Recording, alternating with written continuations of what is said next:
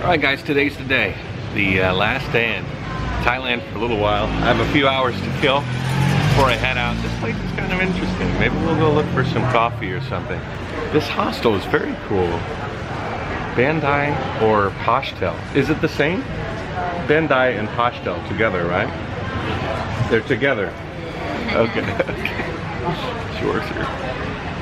The beds were super comfortable. They had a lot of room around the outside edge. You had a drape that, you know what was awesome? You pulled the drape closed, and sometimes they use these metal rings on a metal pole, and when you pull the drape closed, it makes a sound. It's totally quiet. Like, the rooms were really built. The rooms were really built well, as far as hostels go, to make your experience quiet, unimpeding other people. And from the outside of this place, you think it's kind of gonna be a bit dodgy. But as soon as you get across, it's not bad.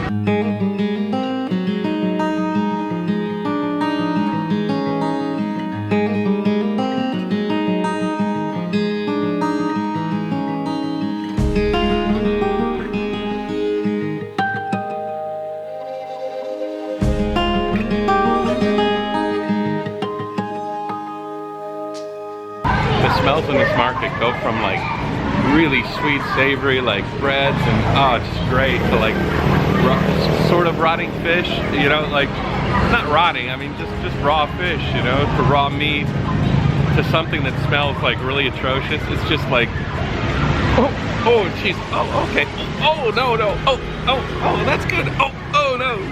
It's just a non-stop sensory explosion. Anyways, we are gonna walk to the airport. It should just be across the street. I'm gonna sit down and spend the entire day at a Starbucks or something, because I have some videos to work on. And I know that once I get home, Eva and Annie are gonna take my attention and I'm gonna fall behind. I think that if I designed a hostel, I would design a lot of the traits of the hostel I just came from. Really, we're thinking forward in their design.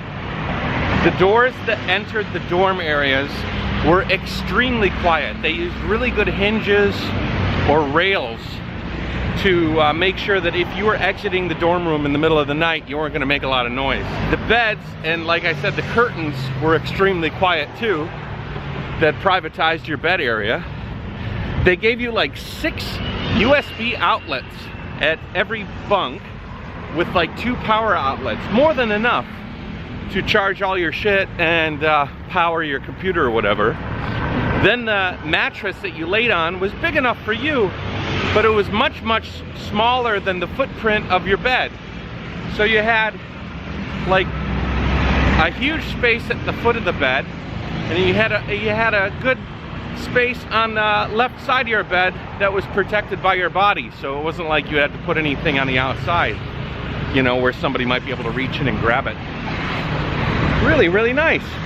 And there was even like a little power switch that operated the small little light in your bed.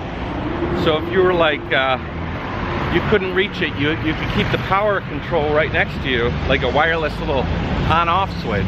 Little things, really cool. Out of all the countries I've been to, I think Thailand has to take the cake so far in the quality and design of the temples. I mean, even like the ceramic bricks that make the ceiling up are just gleaming. The gold is gleaming. It's like they just built it a couple of days ago. Really good quality. Now this is the old airport. They built a new one. It's more modern than this one, but I think this one deals with a lot of like the Chinese flights and stuff. My supposition to find departures. This is row 3. That side is so packed. All of these people are waiting on that side, but they could all come over here. I have no line here. It's just these little lines. But those people are going to be waiting hours before they get to see that lady's probably like, you can come over here. That's funny. I love it when things work out. Sometimes I think of like interesting drone shots. An interesting drone shot here would be to fly above the ceiling over all these groups of people waiting at the check-in area. It'd just be an interesting perspective. Not allowed. I don't even have my drone. Did I tell you that? I left my drone in Huahen. There's too many rules in America, and I think I'm going to be busy with EVA and everything, so no drones for the next couple of months. Okay, thanks. I had some Chinese friends that were telling me that this airport is the pits as far as getting through. They were Chinese friends. They said, oh, it takes forever. Holy moly! That's the fastest I've ever gotten from the checkout area to the internal area of the airport, to the gates. Super quick. Like, super duper quick. Cool. You never know if you're gonna meet some fans of the Jayoe Nation. What's good? What's good? You guys watch my videos? Yeah. Like, comment, subscribe. Like, comment, subscribe. Yeah. Good stuff. Love your vids. You never know whether there's gonna be a member of the Jayoe Nation.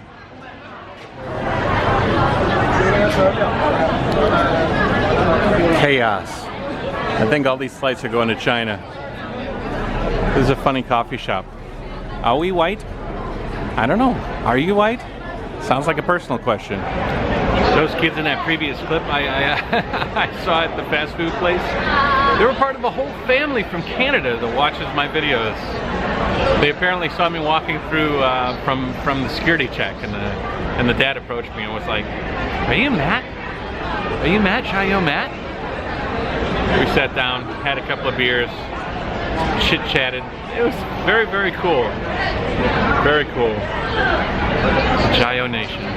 I'll tell you what, if there was one thing that could be added to the human to improve their function, it would be a memory implant. I would be the first on board.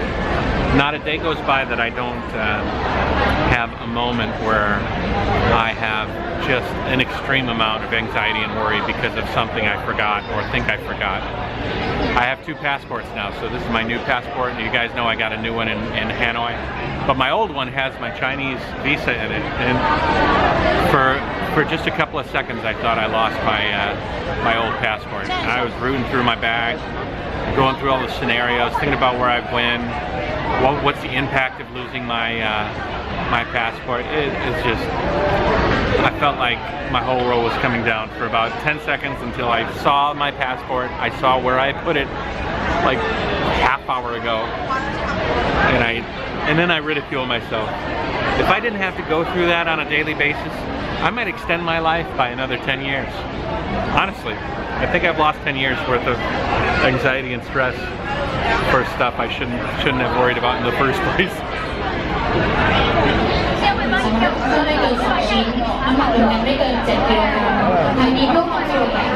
Chinese in a queue. I'm being butted up against in the back, like just pushing and pushing and pushing. There's no real need for it. We're all gonna get on the bus eventually. I stood up pretty quick and everybody lined up behind me, but the guy behind me is like literally pushing on my backpack.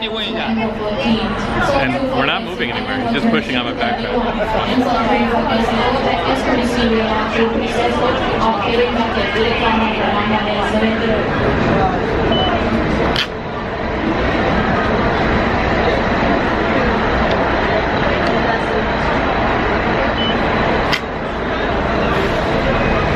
Chinese line etiquette is the worst. They're the worst culture for standing in line and allowing people their personal space. In some ways it's awesome. I kind of like when somebody comes up to you and smiles and invades your personal space to say hello, but when they just want to like get in front of you and they don't, like traffic wise, they're just trying to push you around and take advantage of situations, that sucks. Stay on your side, buddy, stay on your side. Yeah, I was actually waiting in line a long time. I was about to go and get my ticket, and this guy just angles in from around. Lean outside. He was gonna go right in the front. Just gave him a little backpack kick.